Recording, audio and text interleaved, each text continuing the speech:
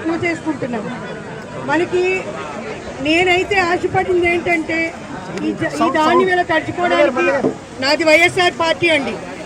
జగన్ గారు అంటే నాకు చాలా ఇష్టము, గౌరవం. ఎక్కడ మీటింగ్ పెట్టినా సరే నేనే వెళ్ళి మాట్లాడతానండి. నేను వెళ్ళి మాట్లాడి అంతేకాదు నా పక్క వాళ్ళకు కూడా మోటివేట్ చేసి నేను ఎన్నో రకాలుగా ఆయన పార్టీలో కృషి చేసినటువంటి వ్యక్తి నేనైనా, నా భర్త అయినా సరే. అయితే నేను చాలా ఆశపడ్డాను, మా పార్టీ వాళ్ళు ఎవరైనా వచ్చి మా దాన్ని తడిచిపోతే వచ్చి చూస్తారని ఆశపడ్డాను. కానీ ఎవరు రాలేదండి. నేను ఇప్పటికే అనుకున్నాను, నిన్న కూడా అనుకున్నాను, జగన్ గారు వస్తారు లేకపోతే మా పార్టీ ఎమ్మెల్యే గారు వస్తారు అని అనుకున్నాను. కానీ మాకు ఆపత్ బాంధవులుగా నిన్న ఎవరు వచ్చారంటే పాతూరి విజయ్ కుమార్ గారు,